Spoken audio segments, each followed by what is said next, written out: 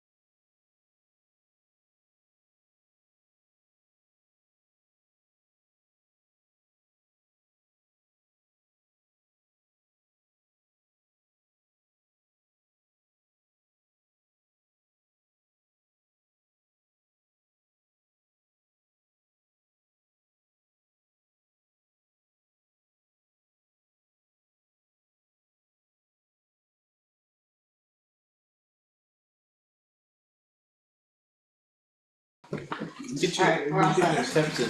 Yeah, stand for the pledge of allegiance, please. I pledge allegiance to the flag of the United States of America, to the republic for which it stands, one nation, under God, indivisible, with liberty and justice for all. Thank you all for coming. Signature folder, nothing. I like that. Manifest, make a motion to approve the manifest dated January 30th, 2025 in the amount of $37,408.50. Second. All in favor? Aye. Aye. I make a motion to approve the manifest dated February 6th, 2025 in the amount of $91,685.42. Second. That will be Chuck. All in favor? Aye. Aye. New mail. Yeah, we had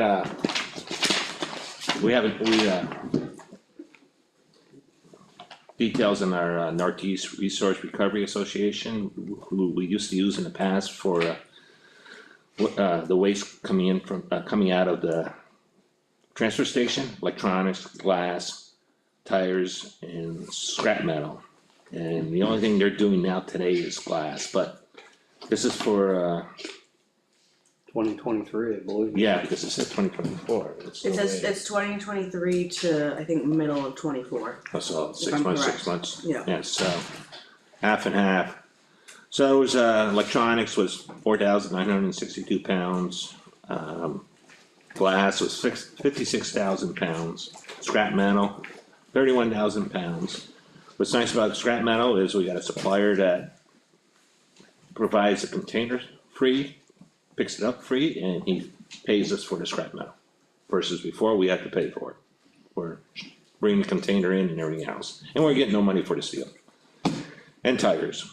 And I want to shout out to Chris to helping implement with the new suppliers, providing us all the contacts and everything else, so appreciate that. Save the town some money.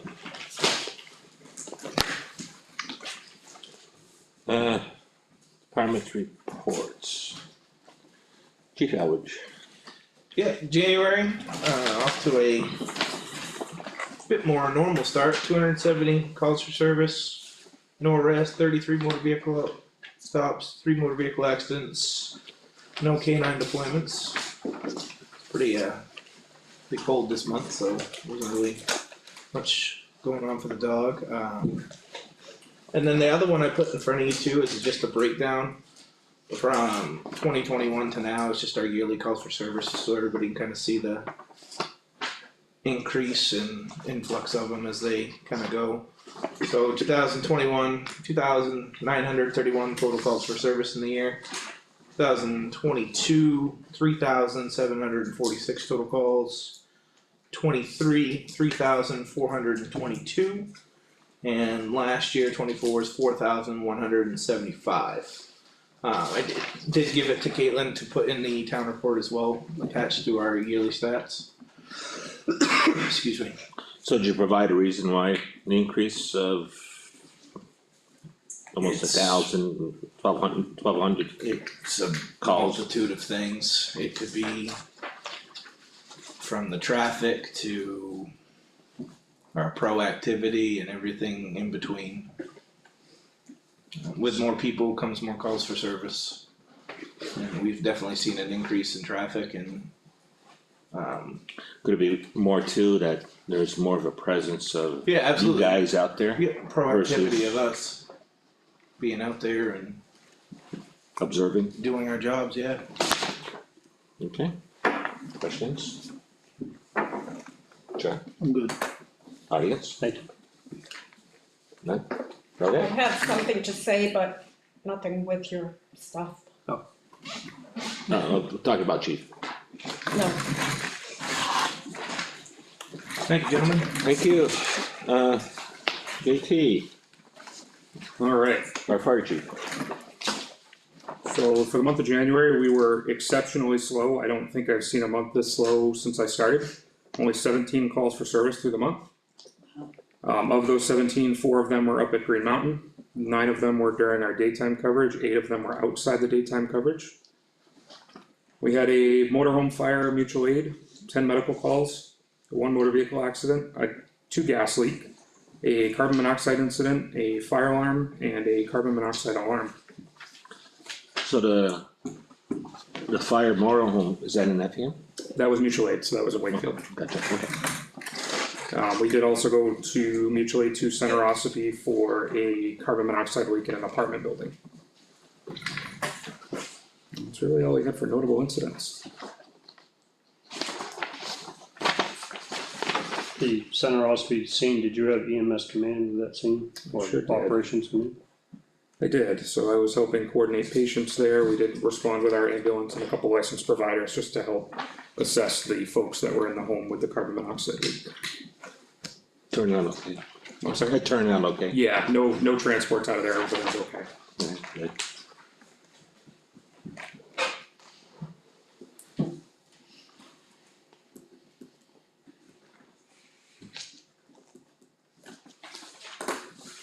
So we have a tally for Green Mountain, or the Green Mountain Treatment Center for last year, 2024, right? We do, I still owe Michelle Q4, but the rest of the year was billed out already. So she will be billing Q4 as soon as I get her the numbers, Awesome, good, which I can do early next week, so. good. One more question, so with the treatment center, is that probably about 25% of our calls? I actually can pull stats on that for last year, so at the next meeting, I can have a number for the percentage of the total call volume that was That'd be actually nice on to the know. Green Mountain, yeah. Okay, I was able to, in the report software, I was able to narrow it down so I could pull a report of just the calls there and then sort them by whether they're medical or fire, so. perfect, I can actually drill down those numbers really well now. yeah, we'll get to billing. Thank you. Any other questions from the audience? Do a couple more things too, Oh, outside sorry. stats. That's what it- Our hazard mitigation plan expired in 2024, that's something that the town is required to maintain and required to update every, I think it's 5 years. We did apply for a grant through Homeland Security and we were awarded the grant. The grant pays for the cost of the professional grant writer or the professional plan writer to come in and actually make up the plan. Our responsibility as the town, I'll be looking at the board, town administrator, other entities throughout the town, the road agent, police, everybody to come together and have a few meetings. And we'll need to discuss some of the elements that go into the report and changing from the last report to the new one, so. Expect to hear more on that, we'll need to schedule some meetings once I have a little bit more information from the plan writer. So this report, is it every 5 years, I believe it's every 5 years that it expires, yeah, so every 5 years it's gonna be updated. The other plan is the emergency management plan has to be done every 5 years as well, that is up, so as soon as the hazard mitigation is done, we'll move into the emergency plan. You got a grant for that? I don't have the grant for the emergency plan yet, but it's coming, I'm working on it. They estimate that I'll probably have 80 hours into this plan, even though we're hiring someone to do the outside, but I'll probably have 80 hours of my own labor into this as well. The good news is the grant is a matching grant. However, the way we can document this, effectively my hours put into the plan will pay my, we're already paying my salary, so that will pay our portion of the grant. So we don't actually have to come up with a sum of money, it's paid out in labor effectively. FEMA funding for storms last year, over the last couple of years are coming to an end, we're closing out 3 or 4 storms as we speak, so. I expect a few checks to start flowing in.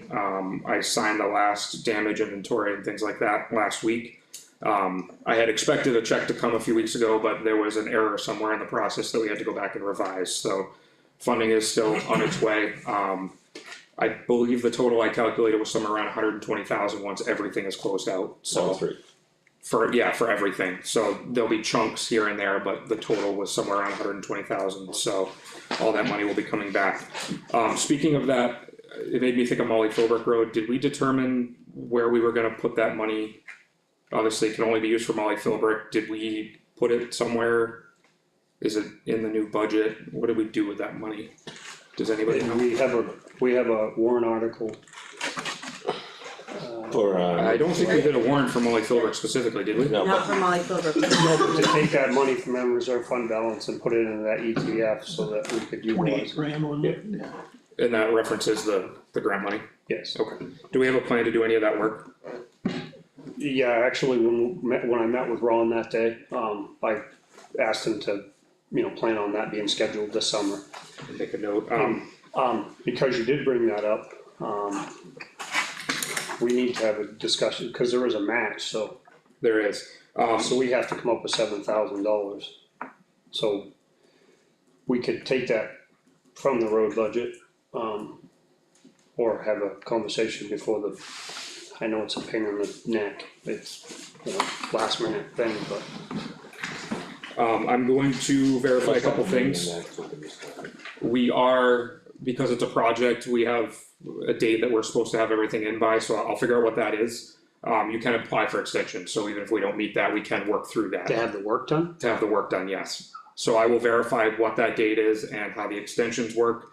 And I will also ask, I believe we can factor some of the work that's already been completed and the cost of said work into our match. So we've already spent some work grading the road and things like that. yeah, it was. We didn't, So nothing's been graded in that section. our contractor or the road agent hasn't done anything on that, it was the snow machine club. Even in last year, we didn't do anything. Okay. That's unfortunate. But, Let's sit down, have a meeting. yeah, we'll have to have a work session on Work that, session on figure it. that out. I'll just verify that just to make sure I didn't hear him wrong, but we have, and again, we talked about that. Yeah, Kevin was here when I met with Ron and Teresa and, Oh, sure, he said he didn't do it. yeah, so, yeah, I mean, if there is anything they did, we'll definitely wanna know that, cause I'm sure we can count that towards what we owe. The Assistance to Firefighters Grant, we were awarded last year, we've just gotten our first invoice in, so I'm assuming that we'll need Michelle to add a line item into the 7,000 section? 9,000, 7,000, Grant, Yeah. 7,000. I was getting confused. so that we can expend the money.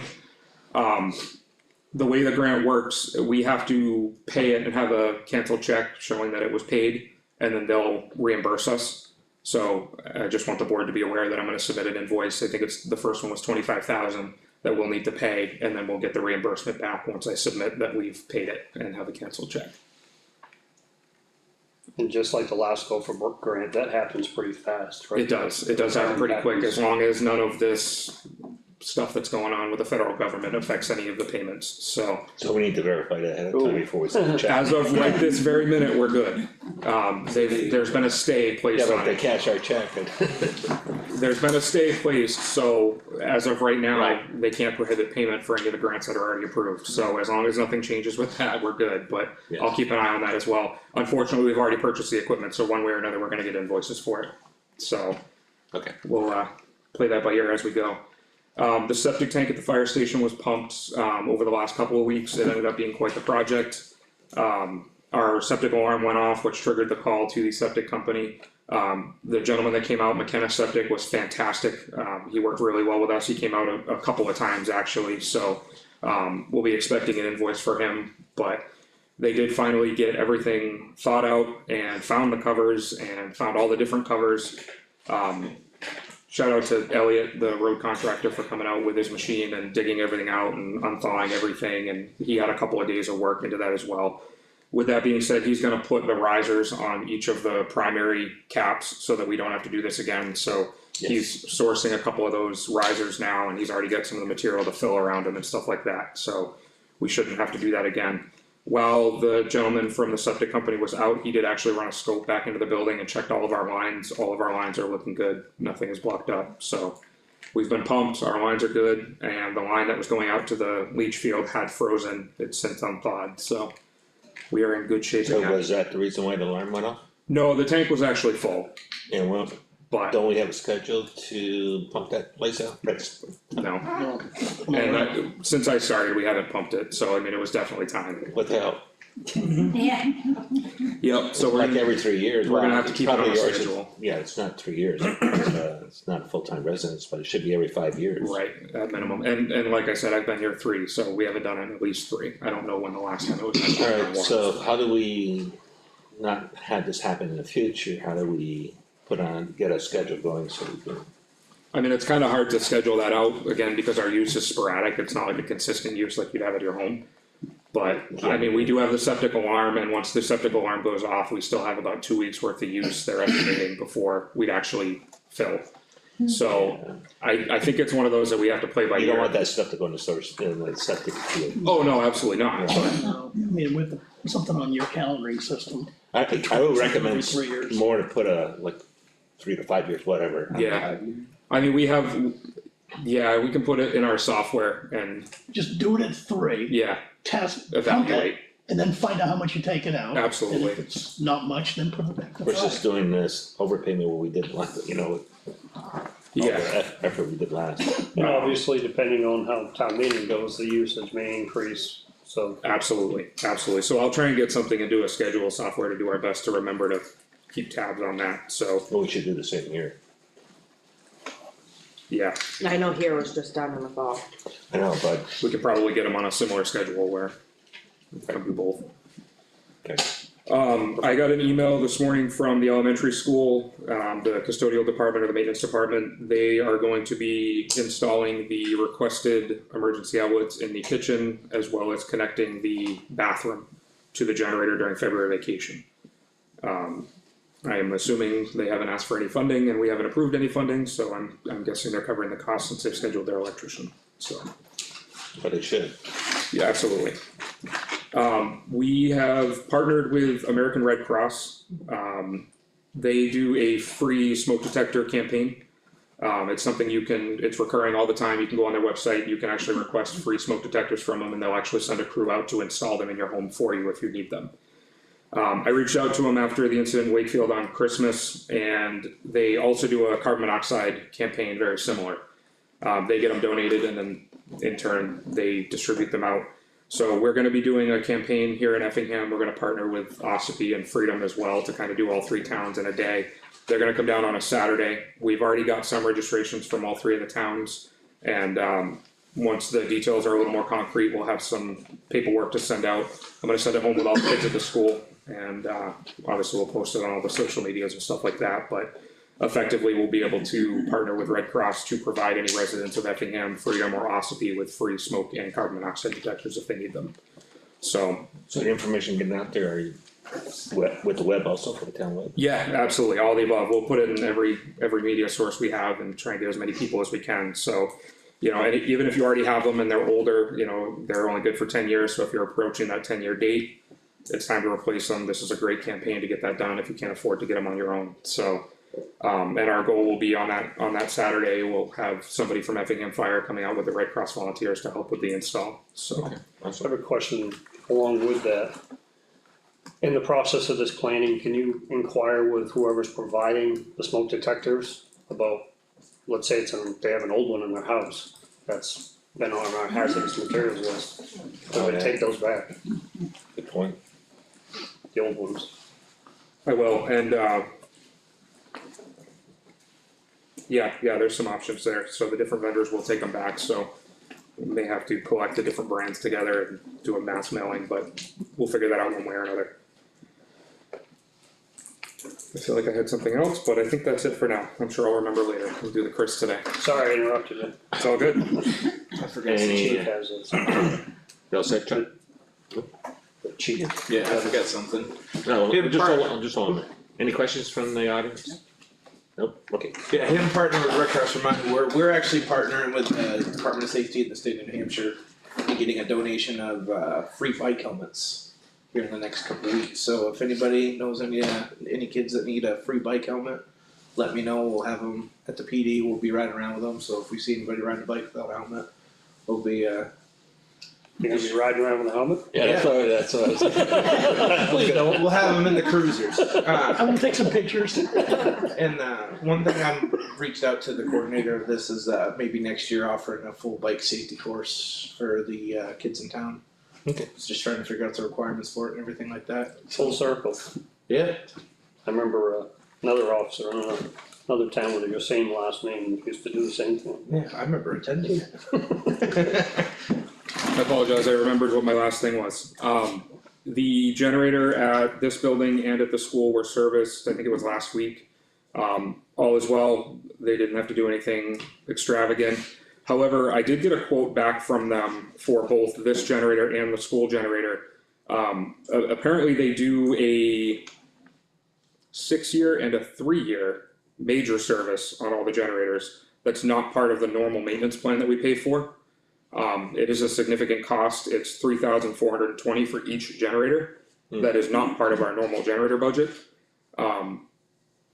There's a line in the quote that says there's no trip charge if they complete it with their 2026 spring maintenance service. So I'm thinking at this point, basically they do a cooling system service where they pull the cooling system apart, make sure everything's good. They do a 2-hour load bank test, and they do a battery replacement as well. For $3,000. Yes. So I'm thinking we delay this and do it with the 2026, and then we can budget for it. I wanna see In the more 2026 budget, what correct. they're doing. There is a descriptive quote here, so I'll print that off and give it to the board, but. Yeah. Yeah, I think they've already done the minor service and everything's okay, so I don't think we need to rush to find the money to do this, so, Right, save money. perfect. You got Rebecca coming? There she is. Oh, I thought she was gonna come through that door, but yeah, I didn't. Unless there's somebody else, that would. No, that was Becca, I did message her, and I knew we were getting planned on that one.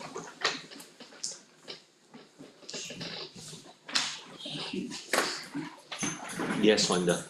A question, why do we have to pay for the generator for the school? Yeah, please go ahead, JT. The school is our emergency shelter as well, so the generator was placed there for use by the shelter.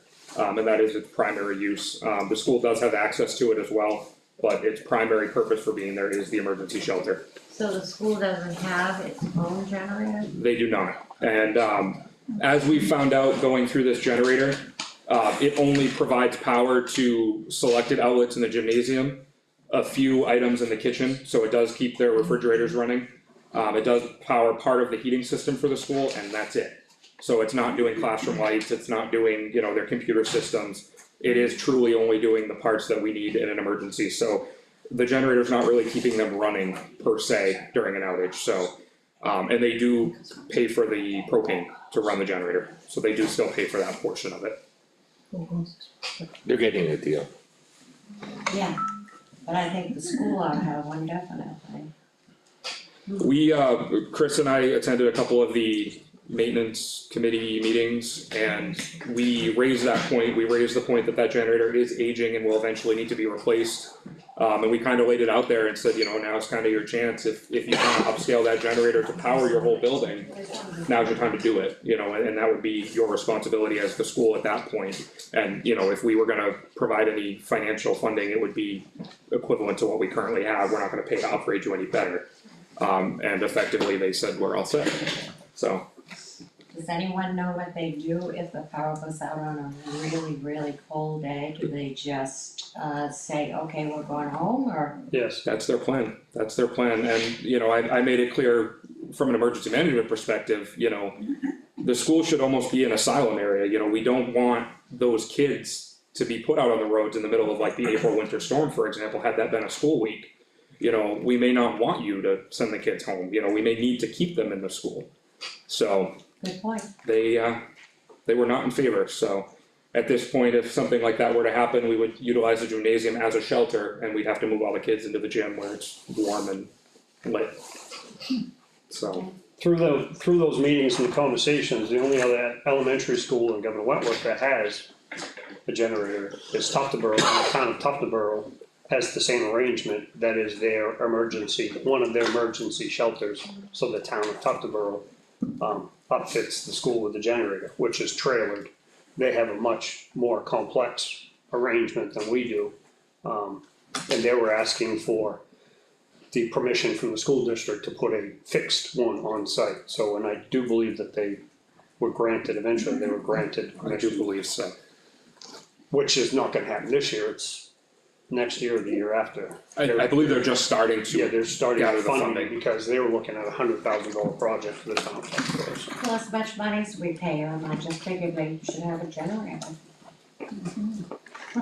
absolutely they should. not a priority by any means. We good, chief? I'm good, thank you. Rebecca, please. I'm back. Well, your class 6 road notes. I double checked the map and the old Rumney Hill Road thing said it ended at Clough Road. At Clough City. Yeah. Wherever Clough City was, that intersection is now part of Granite Road. Granite Road It's, runs down through, so Rumney Hill Road would actually end at Granite Road. Just FYI. Yeah. If we're trying to match with our current maps. Anyway, any questions about my report? It was a very small report. Go ahead and give us an update for the audience. You bring one? Yeah, I actually don't bring the backside, I just bring the activity log.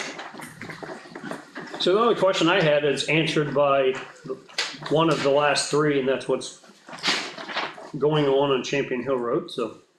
You've gotten a driveway application for Champion Hill. Yeah, that's a, for the audience, there was a very slow month in January, I issued 2 solar permits and that's it. And then, I did an annual report for your annual report that you'll get, and, that was about it. Yeah, these are 2 applications that have come in that have not been processed yet. One is for a new property, a property that probably has a dirt driveway on it, but since it hasn't got any house on it, they're doing a whole new driveway and everything. And they're fine.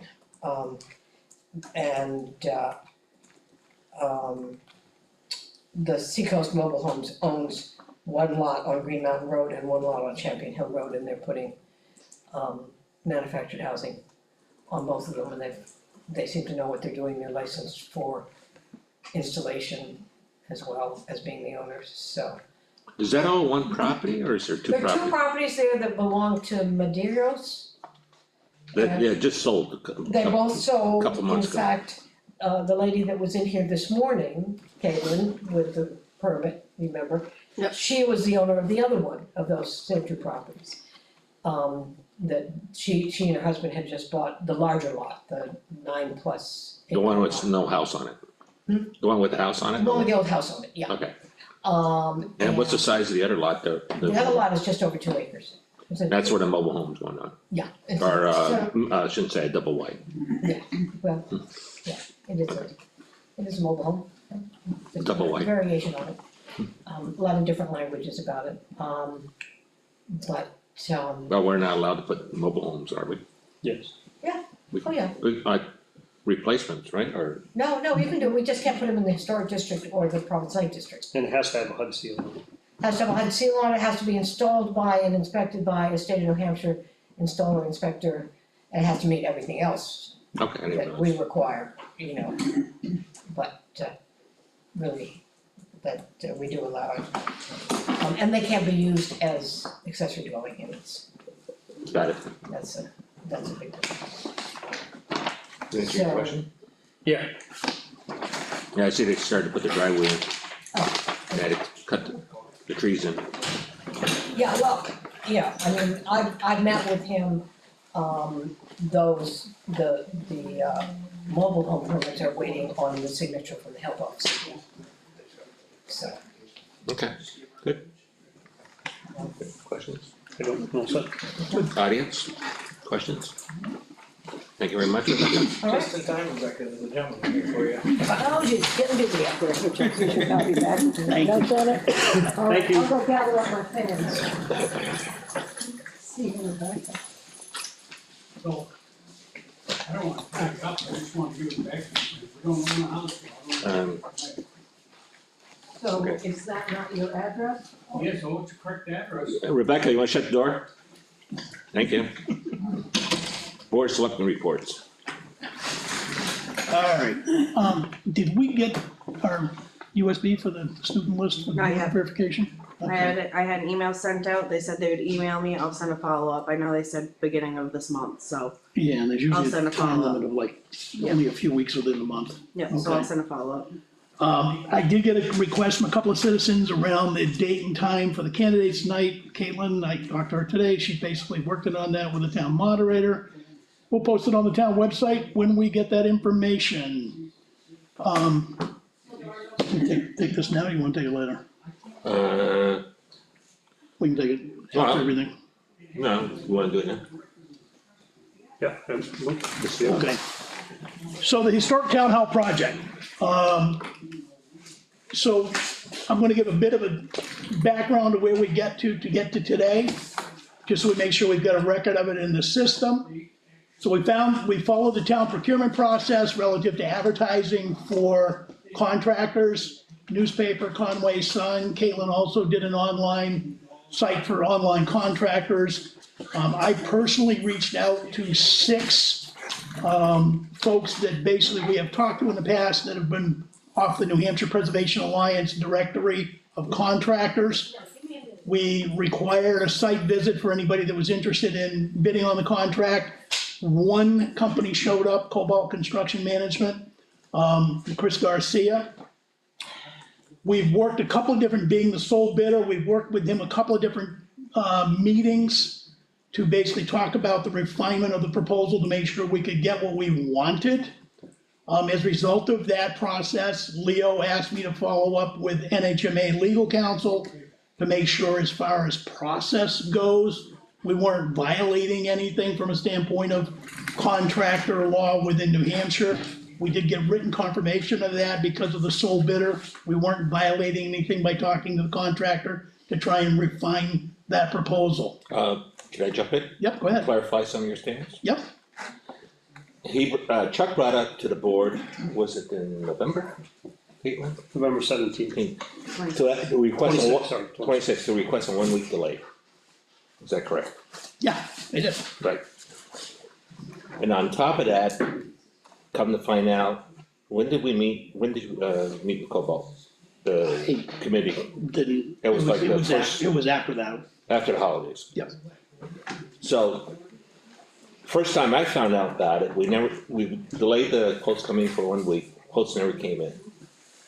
Yard quotes. In January, 3 days before this meeting, Chuck approaches me, gives me a package with the quotes and what the expectation and all that stuff was, and basically said we have to discuss this. Cause it was $500,000 for the quote. For everything that we had in the RFP that we advertised, it was $625,000 roughly.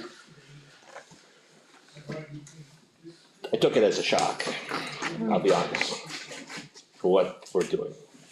I did also, I also reached out to legal.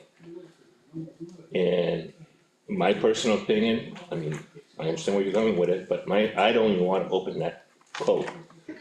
Cause you work with the supplier on that, the Cobalt, with the quote, to modify the RFP. To get it down to within we have a budget, I'm treasurer for the EPS, so I know what the money is. And we handle HDH donations. There is a written agreement between Effingham Preservation Society as the 501(c)(3) 501(c)(3) conduit for right. the town of Effingham. So what I'm looking at it from a standpoint, I did an additional email to legal.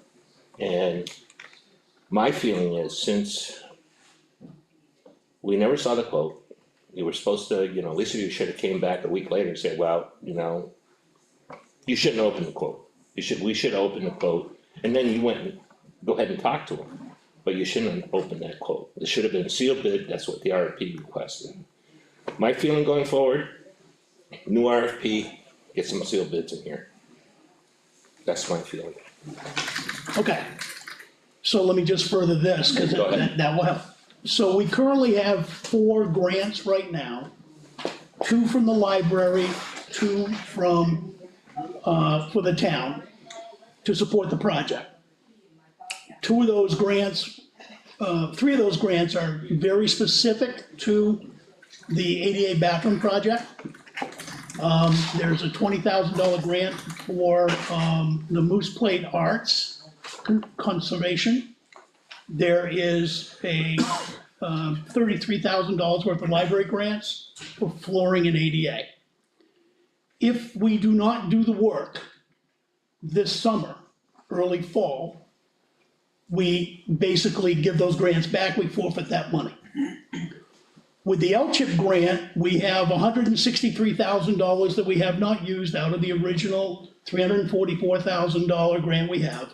That requires a 50% match by fundraising and the LCHIP itself. So it's 172 is the grant and it's 172 is the match.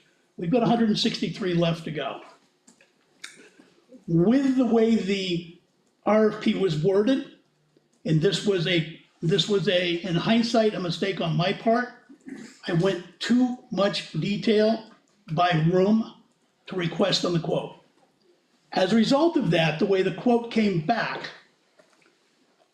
we know from a pricing, and Leo's right, the prices were higher, sticker shock was there. There was no way we could do the second floor capability that I was hoping to get into that above any of the grants, just not enough money there. In looking at the first floor, the wording in the LCHIP grant is extremely specific as to what they approved for work. Things like lighting, electrical, blue board, plaster ceilings, plaster walls, demo. Nothing with flooring, nothing along that line, nothing with bathrooms whatsoever. Office area, the internal foyer area, and what is considered the coffee room area. So doing those rooms, but not the construction to the office walls that need to be done. So in looking at the breakdown of the cost of the proposal and the allocation of the grant, we cannot make the grant money fit the proposal. Looking at the bathroom project, that came in more than we thought it was going to, because we have basically $33,000 in ADA grants for just the bathroom, and a project that's gonna be about $100,000 for the DVD room and the bathroom itself. None of that's covered by the LCHIP grant whatsoever, which means that comes out of EPS fundraising. So it's clear in looking at it that you do one project or the other, because you've got money to do one, but not both. Whichever one you do, you give back the grant money on the other. So give back 163 grand, or give back basically 34 grand. Part of working with the contractor was to try and figure out if there was a way to determine the way the RFP had been worded, whether we can make that fit. 2 different meetings with that contractor, coming back with what is in that envelope right there today, cannot make it fit within the money. I have a meeting scheduled next week, in the process of being scheduled, he's letting me know the time right now, to go up to Concord and talk to the LCHIP folks. I got a call from them last week as I was preparing the information for this meeting, basically wanting to know what some of the issues were. Then I outlined briefly, a little bit less words than I just gave you. Here's what the issue is. I need to go to Concord to try and basically make a business case to do 2 things. One, amend the language that was approved for our grant to include about $30,000 or $40,000 of work that's part of that proposal that is not in the grant right now. That would allow us to be able to use the grant. The second thing I would ask for is a 1-year time delay extension in completing the job. Because we know right now, with the money we have in hand, we're about 14 grand short. I'm not worried about getting the 14 grand raised, I think we can do that. We've been very successful in 6 years, hitting all of our necessary points when it came to fundraising. with that information up in Concord, if they're willing to give us the discussion of the 1-year delay and the amendment of it, I physically have to take the board-approved proposal, submit it to LCHIP with that request. It has to be reviewed by the board and approved by the board. That is the process. The next meeting is in June, the first week of June. So to Leo's point, if we want to put the RFP back out again, we can do that. And we can advertise it. We've got the time to do it because of minimum 30-day on our procurement policy.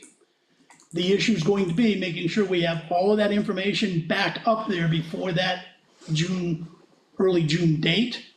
If we don't get it, we will very likely lose the grant because we will not be able to complete the project in time. The secondary part of that is, if we don't take this proposal, we will guaranteed lose the library grants. $33,000. I do not know whether I will lose the Moose Plate grant, 20 grand, in addition to that. I have to make the request for that delay. That grant expires July 31st of this year. The library 2 grants expire at the end of March, early April of this year. So we can go back out to bid. Chances are we will lose the grants for the bathroom. So I'm good doing it either way. No problems whatsoever. Just realizing where we stand and what we stand to lose by doing delays. That's it. Go ahead. So as you were talking, that was reminding me of questions that I wanted to ask. So obviously, the first thing is the time, completion dates. That kind of muddies the water. Obviously, the original RFP was due on the 23rd, and we were supposed to open them on the 7th. So it wasn't until after that point, when they got opened, that I knew the numbers and I got to look at the specs and everything finalized. Originally, I saw a date of 1/31 as a deadline, without having to get an extension on something to do with this project. I wanted to have everything in there because I knew the board was going to meet at LCHIP in early January, Okay, and I wanted to get this in there okay, to get the board approval for LCHIP, so we could start the work in the early spring. So that deadline was my force to try and get this done, to be able to get the LCHIP board approval to do the work in time. because I don't know if you remember me asking you, was that 1/31 is like January of 2031? Is the completion date deadline for this? So now I knew what that was. That's why I was trying to force everything coming through in December and January. So I thought that was an LCHIP deadline, and I'm like, well, we're not gonna need it anyway. But looking at the proposal, so like the blue board throughout, well, let me ask this question first. So if it's not something that we intend on being covered by the LCHIP grant, does it have to meet the same specifications because it's in the same building?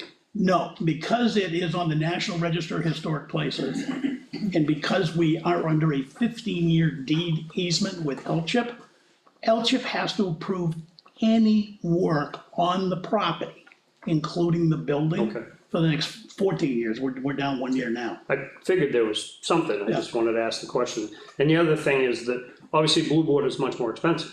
It's a requirement. So, because of moisture, and LCHIP had a concern, No, plaster. We have to use plaster. okay, cause I had a conversation with you, and there was a conversation about a concern about moisture. That's And what there's a moisture detection There is. device that's in the There's building. actually 2. So I wanted to ask, what those have seen, what those readings have been. The temple is where they've been at to basically measure that. I'm gonna be adding one to the upstairs large room. We We have cannot, two, right? One in the temple, and where's the other one? there was 2 in the temple. Oh, we have two in the temple, okay, I thought it was the other one. They ran between 40 and 70 from a moisture standpoint, which is not ideal. The temple cannot be insulated. So the exterior walls facing the parking lot and Townhouse Road cannot be insulated, nor can the ceiling of the temple. And the reason for that is to try and maintain the natural movement of cold and moisture through those insulated walls. So we've insulated the ceiling of the first floor of the library. We did that with blown-in insulation, so we took the cellulose out, because cellulose isn't allowed to be used in these buildings. And we insulated the second floor walls on the exterior, with the exception of what's the temple walls. We insulated the ceiling over the big room upstairs, But not the temple. but not the temple. So we've done, and we got that covered, 50% of that was covered by grants, by Eversource. So we've got heat, conditioned space in a lot of the area, with the exception of the temple. Part of the risk we have, and I was trying to cover it with the RFP and hoping we had enough money to do it with this build, we need to build an insulated false wall opposite the temple wall in the big room, and inside that top of the stairs room as you come through the doorway to take the right or take the Where the left. pictures are. To basically help mitigate any condensation coming from that cold room into the conditioned space and having mold. So the whole issue around the moisture and condensation is the prevention of mold. So we're just not gonna have enough money to do that. So that's not gonna happen. We'll have to concentrate on that, is one of the next things we do with, once we get beyond where we are right now, the next piece of the project is doing those two walls. How long have the moisture things been in place? The It's a detection, little over a year. Well, were they put in prior to the insulation being blown in? 2 years, Chuck. 2 years. Yes, Do we and I not- haven't run the reading recently.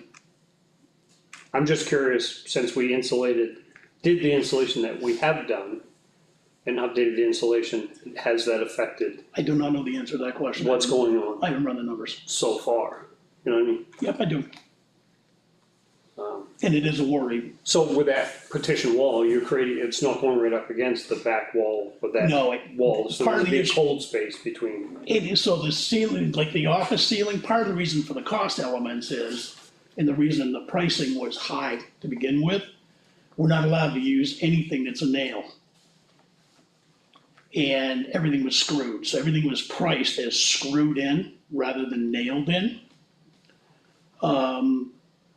Both Chris and Jason Earl basically believe they've got documentation that can prove that a nail gun shot will cause less of a vibration to the building than An impact driver was. an impact screw gun. So with that information, I can go back to L-chip and basically say, we're not doing the screw, we're doing the nail gun, and here's why.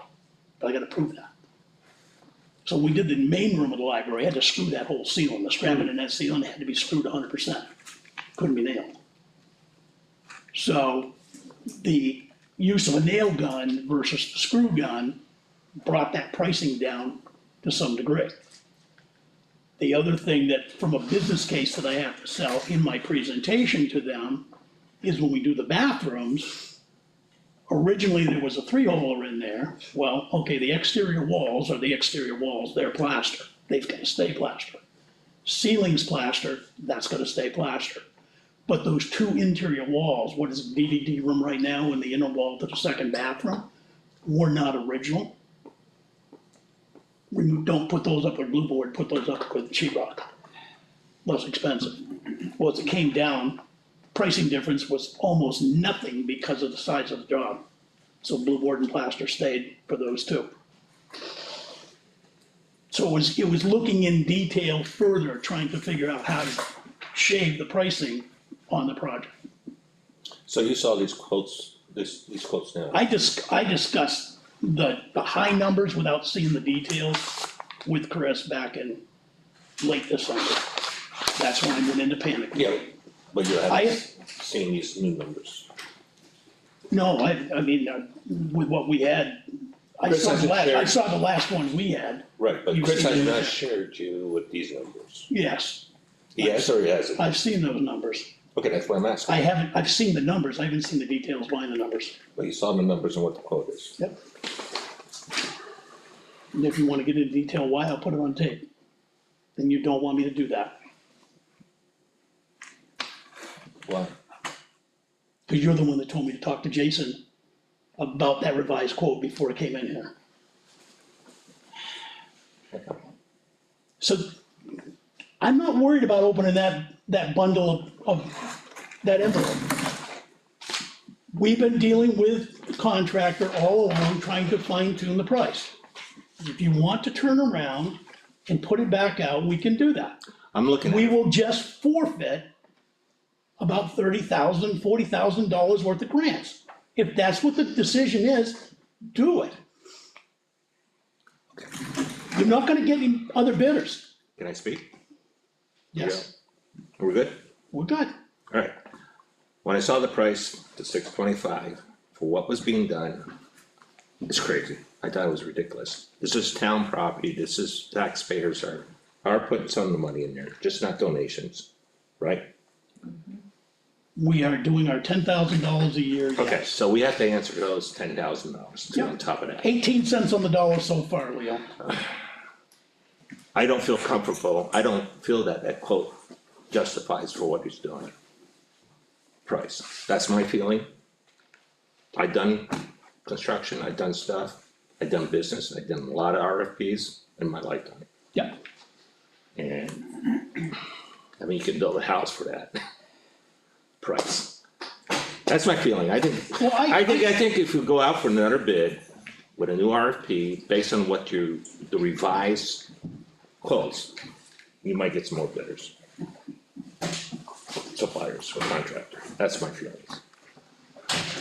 Looking at your, yep, and I got this email, yep. so I already had these questions. No, So additional requests for extension, and these are the primary, you talked about the $40,000, so that's the library grants, make up a good portion of that.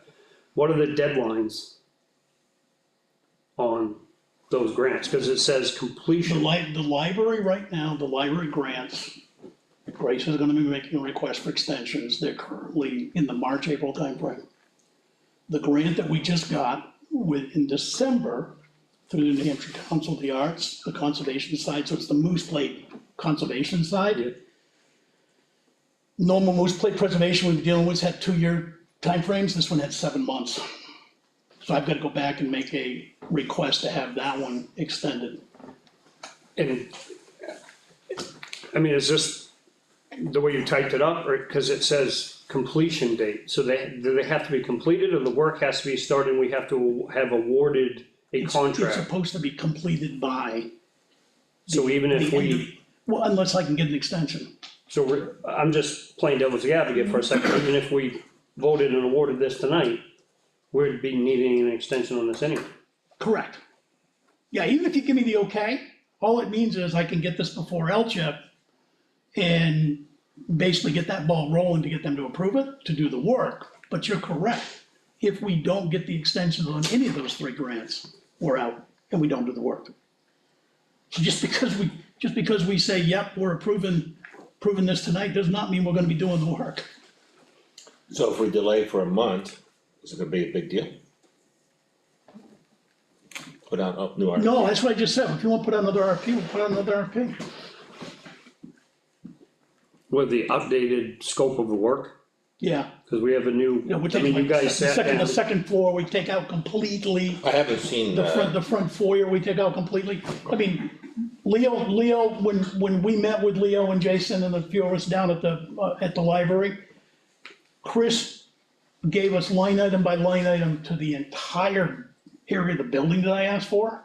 And it was clear, as Leo said, when you looked at the numbers, it's like, okay, there's no way we're doing this, this, or this. Just can't fit the way those numbers I are. just didn't see how he got his So numbers. it's basically first floor stuff. And how do we fine tune the first floor? Well, even if he brings his, and he did, he brought his numbers down to the bottom line number. The problem is I can't make it fit within the grants. And that was my whole discussion all along, and even my discussion we met with the group, it's like just having the work spelled out in the proposal is one thing. if I can't prove this piece of work fits into that definition of grant, it doesn't work. And that's why right now, there's like between 30 and 40 grand in my estimate that we know needs to be done as part of that first floor package, that's not part of any grant.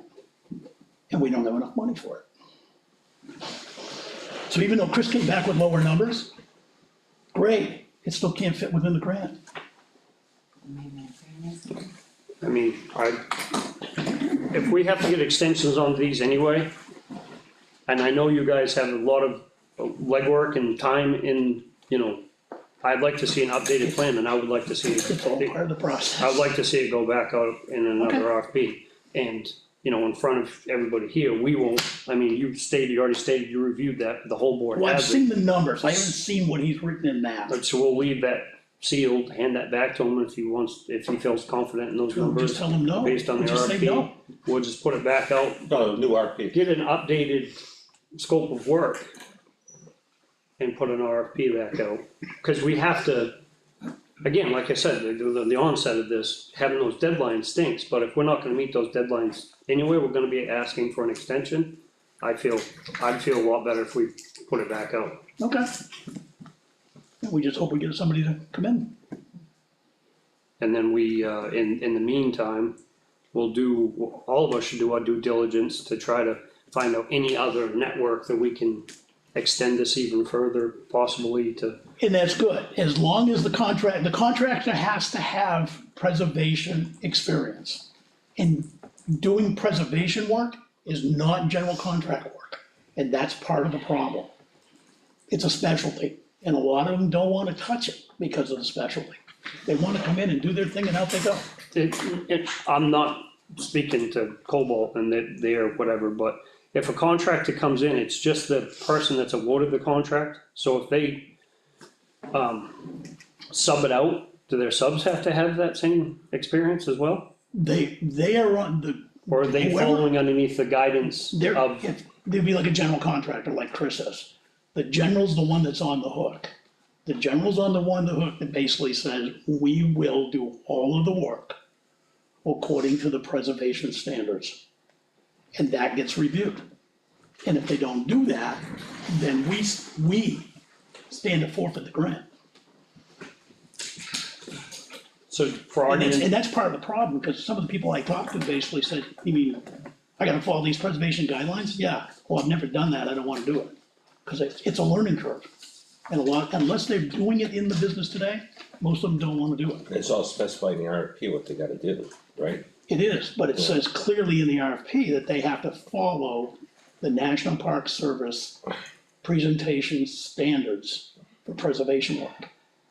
And in my discussion with some of the contractors that we've talked to over the last 4 or 5 years, a lot of them wanted to bid, but as soon as they realized they had to go to that standard, they've never built to that standard before, and they weren't interested in learning to build to that standard. So by nature, you've limited some of your pool of potential contractors. Okay. That's why I reached out to the Preservation Alliance directly, because I really felt that I'd be able to pull some people in. They all basically said, we got enough work, we don't need to travel to Effingham. That's what I was just gonna mention, yeah, I was looking at New Hampshire Preservation Alliance, I was gonna ask. Yeah, if that they're was- not interested in running up here. Yeah. And that's part of the problem, everybody's busy. Now, all Chip is specifying that on their bids. Preservation Alliance, that's gotta be to the, We signed a document saying, I think that's what I'm asking. oh yeah, well, Yes the or no? town has already committed in writing that Okay, that good. for the next 15 years. Let me ask questions from the audience, please, Yeah. Linda. Yeah, where do we advertise for this? Outside of this area? We did the Conway You Sun. want me to answer that Yeah, one? please. So the RFP was posted through Conway Daily Sun. There is a site called Construction Summary, which is a site that I email my contact and he puts it on there so contractors can check daily or whatever for different RFPs. New Hampshire Municipal, the contract summary is a New England based, so it gets all the New England states. Okay, New Hampshire Municipal Association, they have classifieds on their page, that was listed there. I know Chuck had emailed about 8 or 9 Six. companies, oh 6, okay, companies, on there and then also on the website as well, so. I sat here quite a few times, when Mr. Colboat had done the previous work. And I remember you coming in and keep saying, change order, change order, change order. If we're going to hire someone, they can't keep having change orders. If you have a price, you need to stick to it. In the And that's preservation what- industry. We've heard that Don't let her speak. constantly. And I just think if that is going to continue, then here's someone we don't want. The third point I have heard that he also had a lawsuit against this town. And that bothers me, Not true. okay? That's what I heard. Thank you. That's how I feel. I will tell you, Linda, all the proposals we have that come in the preservation business, every single one of them basically has a clause in there that says if there's unexpected stuff that we have, it's a change order. And that is preservation work. I mean, Maybe, when but Chris started into that flooring project, we didn't realize, that entire project, we did not realize we were gonna be ripping out and doing extra stuff because of the powder post beetles. Totally unexpected. a lot of things can be unexpected. But when you give a price to a town and the people in it who are paying taxes, Yep. I think regardless, that's the price it should be. I appreciate that, that's not the way it's done in preservation work. Well, I found that out the hard way looking at several of the contracts. Any other questions? Chris? I guess we don't need to make a motion. We'll No, we just- table it. We're not gonna do any, table that completely and I'll start on our, Not doing like this.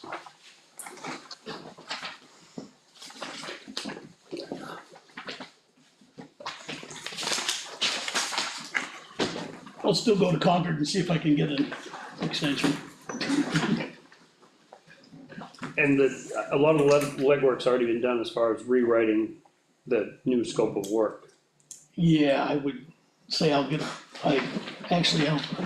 will need to see one of those to see if it's changed anything. Can you ask him for a copy without the cost? Yeah. I can do that. Okay, He should have, yeah, okay. maybe you And then can I'll, define it. and I'll pull it all together and take out all the stuff we know we're not gonna do, period.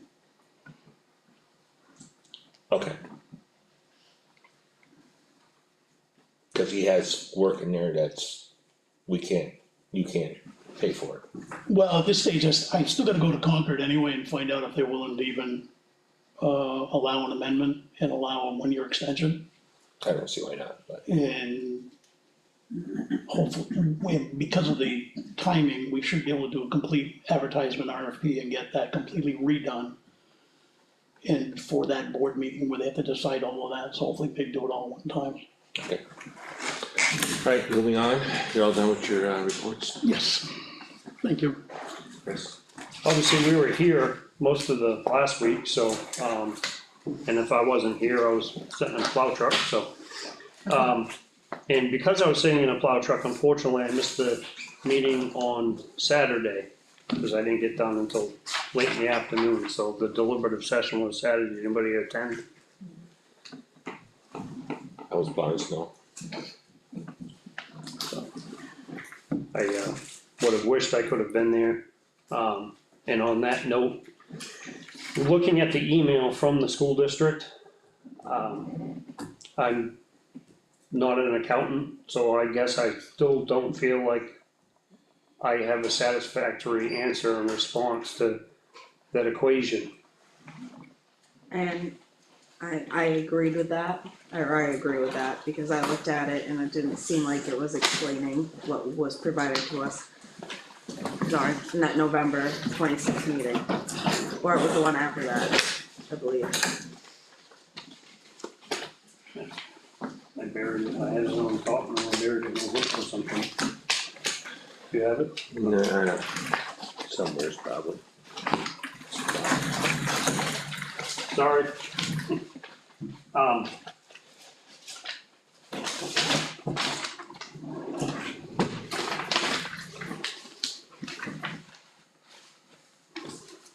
Obviously, you know what I'm talking about.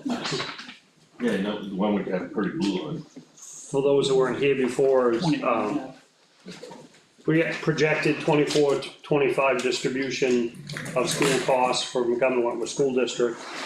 And by our estimations, and we had this, our representative from the school board, Jim Pittman, was here that evening when we were discussing the numbers, and things just weren't adding up, so we've been attempting, and I believe they've attempted equally to help us understand where it's coming from, but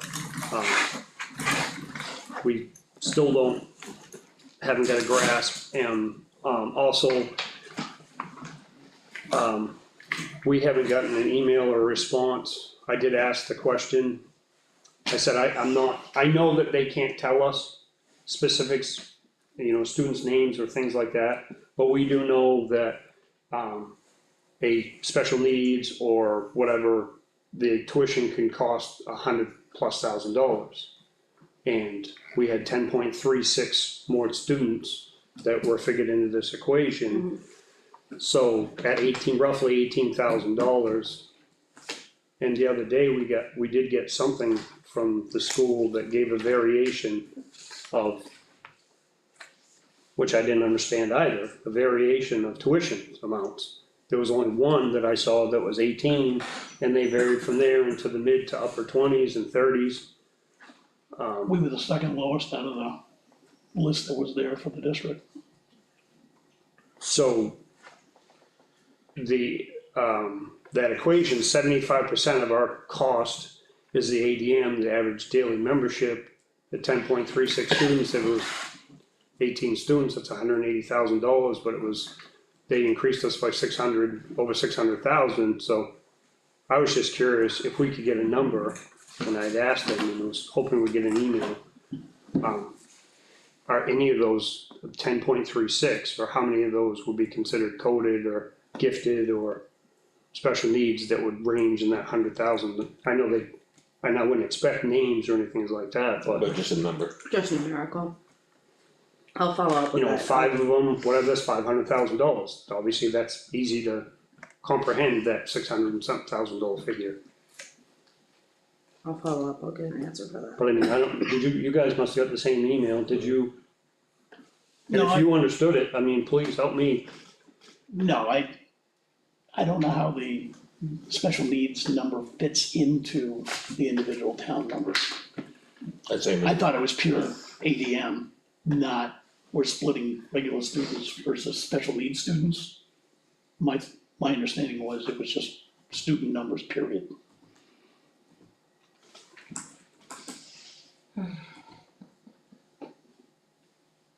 Just that's a, pretty significant jump, and again, I wish so, we're still holding the tax bill? we're not, are we? Yeah, Yeah, That that's, payment? yeah, that's why I brought it up earlier, cause I had sent this out and I need to get that mailed out. I know we were waiting to get the answer, but Yeah. I'd like So to get can it we, out this week. I know you put it on hold, but we should, We put it on hold. we put it on hold. But we need to pay that bill. Alright, pay bill. Thank you, I'll mail it out tomorrow. And would you let them know that it's coming? Yes, Can you start with that? And then ask the question? Be nice up front. I do that. I'm just trying to peek here, something. I would answer a lot of your questions if you send that check to me. Oh, yeah, yeah, cause it was $200 and something thousand, right? 300 something. 300 something thousand. You all done? Yeah, yeah. Good. Alright, well, I took some of my stuff out, yeah, it was a busy week last week, between the budget committee and the board meetings. Transfer station, we did receive 2 propane bottles, have been received. No smoking signs are here, I talked to Brad last weekend, he's gonna install them, he's gonna pick them up tomorrow. He did request, a flammable sign be put down there. You know, with the fire, basically, so, That was ordered, that should be here shortly. okay. Bill's gonna be out again this week, surgery, so he'll be out for a couple months, so Brad's got it under control as far as, workers covering and all that, to cover the shifts and everything else, so doing a great job. Surgery. Oh yeah, floors. We had a meeting here a couple weeks ago concerning the floors as far as, putting something over it, cause it's starting to break and that. I did bring a sample in, I don't know if you guys saw that. I can go grab it if you wanna see it. No, it's okay, I did see it, but I might have dropped the ball there too, cause I was gonna give you more. Then that's That's what what I'm bringing it up, I 'cause I I had it for mine I just in gave case you you one, but I forgot. didn't get the other one. Yeah, so if I can get the 2 companies to reach out to, that would be great. I walked in from seeing Becca earlier and I almost Trip. fell right in that hole, so. The price we did get was The whole building.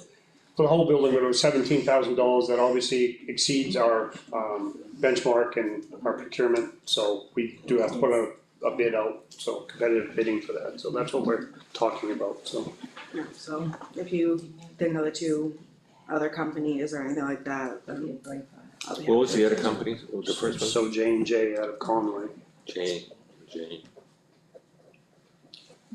and the other one, I You don't saw have the the card, board. moving it to my truck, No, I it's out didn't. of Sanford, Maine. I'm familiar with what it looks like. It's actually Rubber back in. Springfield, Springdale. Not that, I haven't seen that particular piece, I'm Yeah. familiar with it. That's it for me. Town administrator, Caitlin? Also with all the meetings last week, it was a very busy week last week. I am preparing the MS 737, hopefully that will be pretty much set for draft review for budget committee and board to review. Heidi, the town administrator assistant, has been working on updating the website and getting things together to make it flow better. And she's been working with Town Cloud and putting a lot of hours into it, so hopefully that'll be better. For the minutes, like planning board and zoning, I made folders for each year to make it easier for those to, especially on mobile phone. Fortunately, I didn't realize that you couldn't change the date order on the minutes for Google if you're on your phone.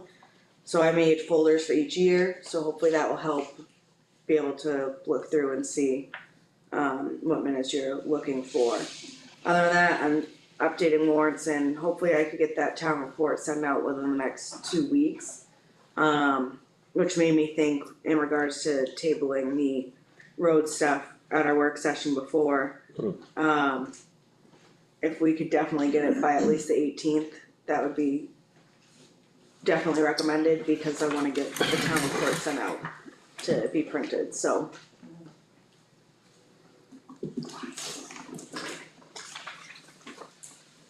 So the 18th is next The week. 18th would be the next selectmen's meeting.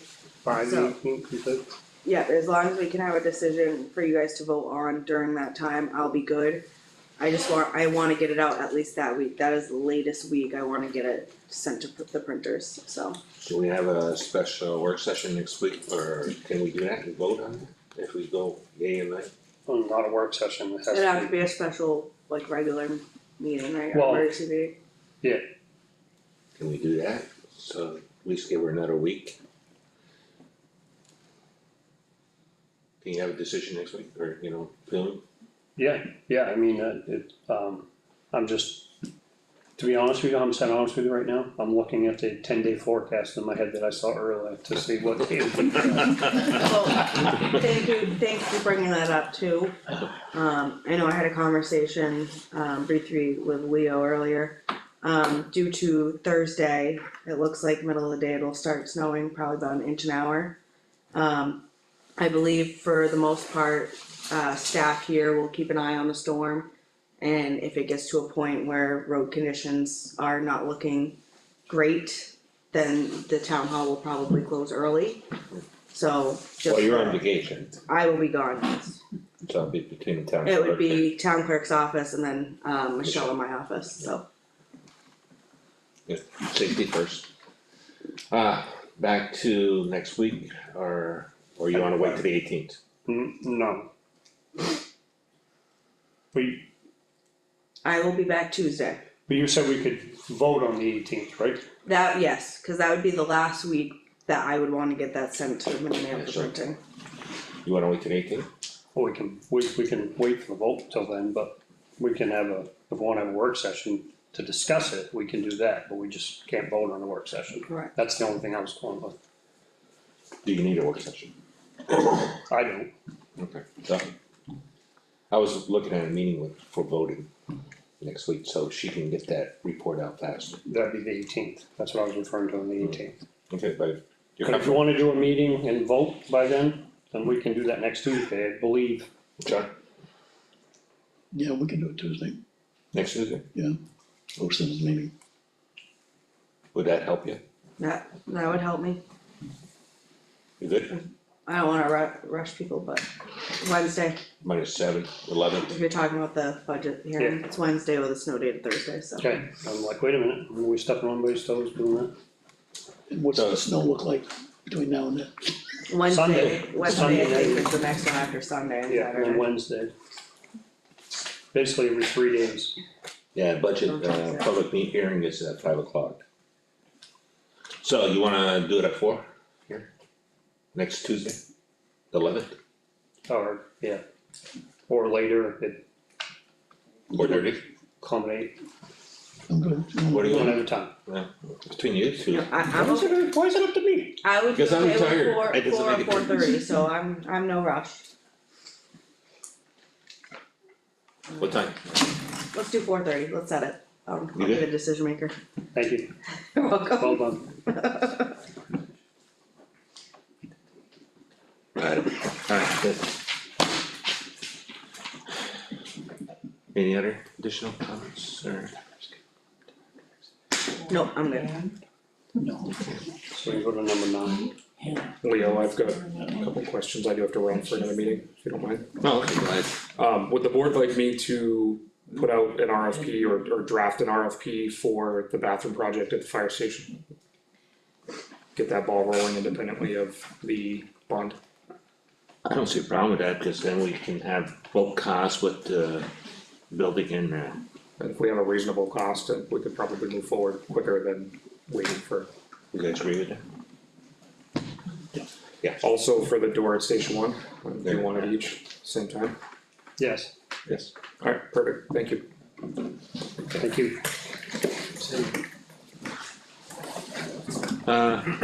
Offices will be closed February 17th, 2025, and, for President's Day. Now we come to the good part, public comments. State your name, so we can- Victoria Garceau, I'm the director of Effingham Neighborhood Watch. And we would like the board's approval to begin putting up some signs. I have collected a couple of summers of dirty sneakers and have finally made enough money to buy 8 of them. So with that, I do have permission notes from some citizens. What our plan is to put them at the ends of their driveways or on their lot. And it'll be on a tree on their property. And they're going to be out of the site, so it won't disrupt traffic or anything like that. They're just gonna be up on a tree. I do have 4 more letters coming in, I just haven't got them yet. And I did discuss it with Tyler, and he said that the roads I picked were pretty good. So the signs, how you gonna mount them on, We are gonna use self-tapping screws into what? into trees. in the hopes that they won't get stolen. Not put in pulse up, No, poles are too expensive. No, it took me 2 summers and a winter to collect the $100 to get these signs, so, yeah, we're not doing poles. And everybody that I've talked to has agreed that they would put them up on their property or right at the corner of their property or something. we want extra pulse. I think Yeah, with once- poles, they'd steal them. I'm just throwing it out there. Yeah, I mean, we do have poles, but I mean, I thought we had some obsolete ones or whatever. no, No, okay. when they come down, they're no good, but I mean, to her point, They will disappear. Yeah, I just throw it out there. It'll make it I'm hard to thinking with get them, 'cause then some people have cameras too. Like my friend way up at the top of High Watch, she has a camera, so she's gonna put one up there and it'll keep an eye on it. Okay. And then we have a camera, so I'm gonna put one at the end of my driveway. So maybe we'll catch the sign robbers too. I'm good. You? yeah, I'm Those are good, for I'm you. good too, these are for us, Yeah, okay. yeah, I was just looking at the addresses, so it's obviously townwide, so. yeah, it's going to be, Leanne is giving me one for Plantation Road. And then there's going to be one on High Watch, one on Granite, I believe. And I'm trying to get somebody on Elm Street. And then the guy who lives, you know where they put all the political signs at the end of Elm Street there on Green Mountain Road? That guy I'm trying to get a hold of. I have his Oh, on address telephone, yeah, right there. and see if he'll give us permission. I know his name, I can't think of it. I did too, I just talked to him this fall. He's the one that's at the house on Monday. Wicked Okay. nice guy. Yeah, Right. I have his name, but So I don't think we need to vote on it, we've got permission. is that okay? yes, Thank you. Additional comments?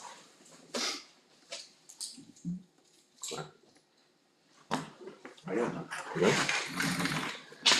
Yeah, make a motion to, well, we have to go non-public first. Could you, yeah, Alright.